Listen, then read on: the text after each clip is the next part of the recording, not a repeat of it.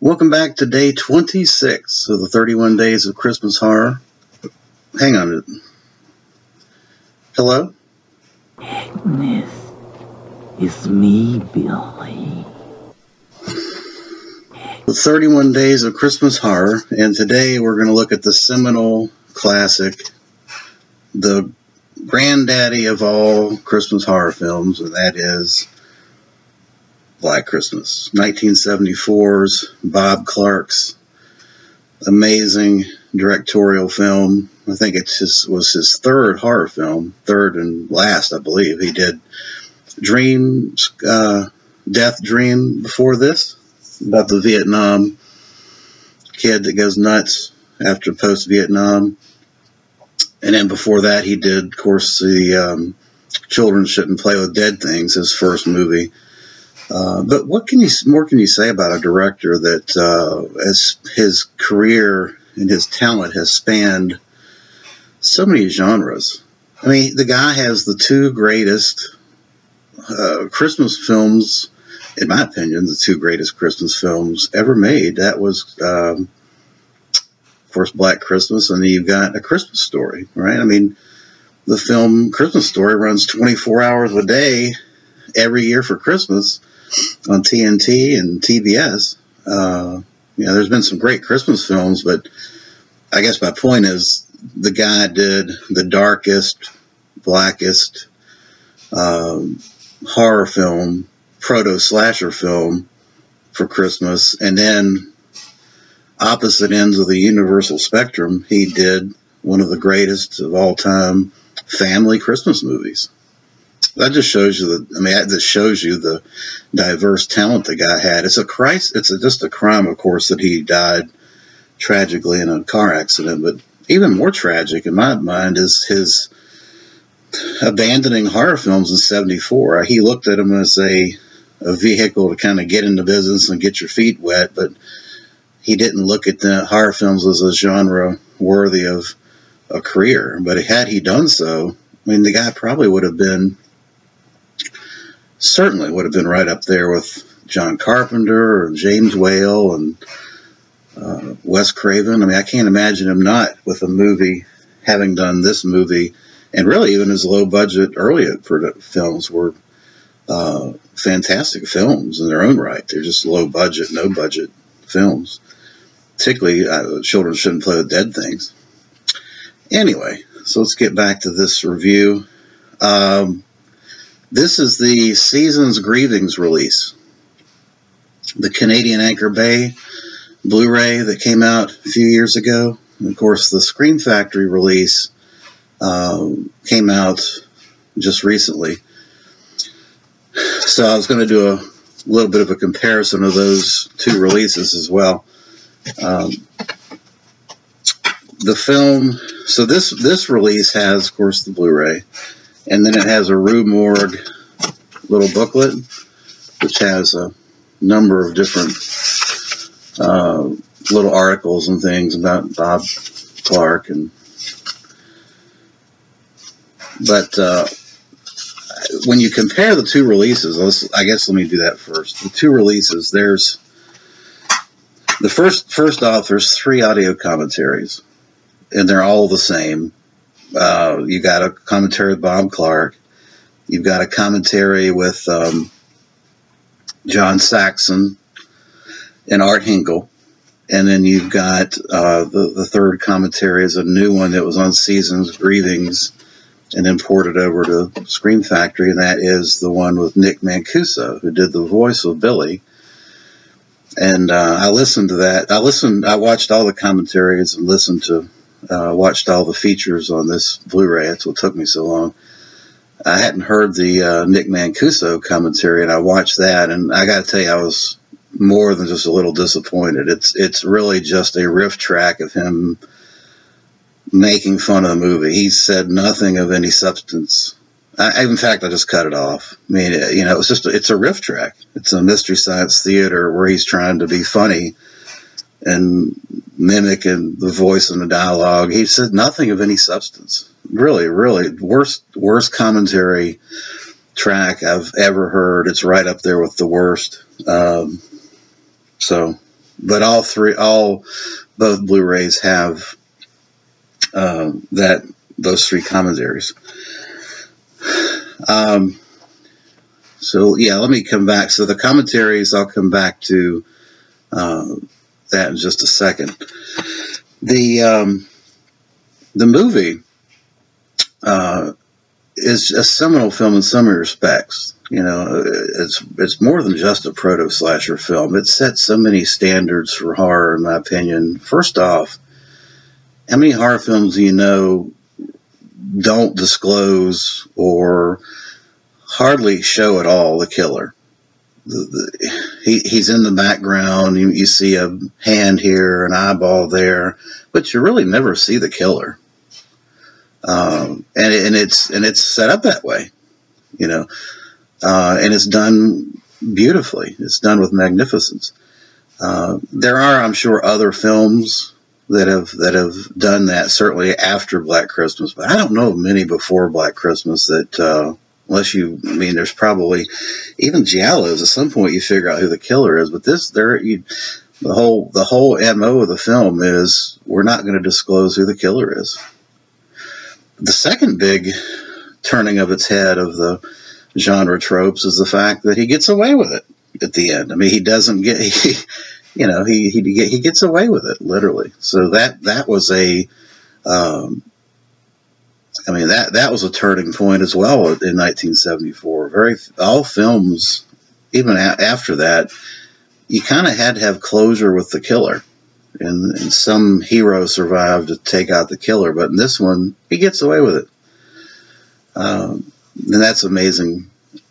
I guess the third large thing that hits me when I watch this film and compare it historically to other horror films of the genre before and after would be the point of view style. You know, the whole film essentially is you're in the eyes of Billy as he's climbing the trellis on the outside of the house, as he's crawling through the house, as he's up in the attic. You know, you're with him watching the events unfold from his point of view. And that was a landmark moment, I think, in 74 as well. That's certainly been done repeatedly going forward. But, you know, you could certainly argue that Black Christmas set the standard for a point of view shot of the killer. And then the fourth and final thing I think that makes this film, separates it from all the others from a dramatic storyline standpoint, is that the focus is on the women, and their characters of substance. They're not just fodder for the killer to, you know, slash and kill. These actresses and the characters have substance, and you're made to care about them, and all of them. I mean, so the film has a point of view of the girls and what they're going through and what's internally with them was a unique aspect of the film as well. So from those standpoints of the storyline, I just think this film sets itself apart from all other horror films. And now you can talk about the technical aspects of the film. I mean, the film lovingly captures every feel of the house, the exteriors and the winter scenes, and the characters. You know, you feel like you're part of the house. The house is actually a live character within the film. And that is a technical achievement that I think, you know, it just doesn't, there's very few comparisons. So, those are some things that really stand out for me upon multiple viewings of Black Christmas. As far as specific scenes of the film, the greatest scene of all time, probably one of the greatest kill scenes of all time, is the unicorn with Margot Kidder getting killed with the unicorn, and you have cutaways to children singing Christmas carols in the middle of him stabbing Margot Kidder with a unicorn. Looked like a glass or maybe a plastic unicorn. What an incredible scene. And it's not gory. That's the other thing about it. It's very much like Texas Chainsaw Massacre. You've got very disturbing kill scenes in this, but it's not a gore fest. So it's extremely subtle in the way it approaches the kills. The acting in this is outstanding, and everybody in this film went on to be great actresses and actresses in their own right. You had Margot Kidder, of course. You had Andrea, the girl from Second City. God, I'm blanking on her last name. But she's so funny too. She replaced Gilda Radner, who got Saturday Night Live. Andrea, daggone it, what's her name? Art Hinkle, who of course was in The Brood, and Invasion of the Body Snatchers. Was in this. Of course, you have Olivia Hussey. And then, of course, this John Saxon, who, of course, went on to be, he basically, his cop portrayal in this film almost typecast him through the 80s. I mean, he was the cop in Wes Craven's Nightmare on Elm Street, and he does a cop very well, so you got to give it to him on that. Andrea Martin, yeah, Second City, John Candy and Eugene Levy and all that stuff. I love Second City. All the actors and actresses in this are just incredible, And Nick Mancuso, who did the voice, he went on to have a lengthy acting career, very, very successful. So the strength of the actors in this, the technical flair with which Bob Clark displayed in the film, the music, the soundtrack, is very, very innovative. They talk at length about how they essentially tore a piano all to hell, making all these very natural grinding sounds. Just the process ended up tearing up a piano, but it's very, very disturbing music, and it's perfectly timed and choreographed with the scenes of the film. So there's I don't know that there's anything that I can criticize about this film. It's clearly a 10 out of 10. Even the one comic scene when the Margot Kidder's telling the goofball cop her number, and she says fellatio, blah blah blah blah blah. It was funny, and it was done in a moment to give a little bit of relief to the film, and it worked. And it worked. Even that worked. So I would be hard pressed to say, here, I just can't throw any stones with this film. So it's a clear 10 out of 10.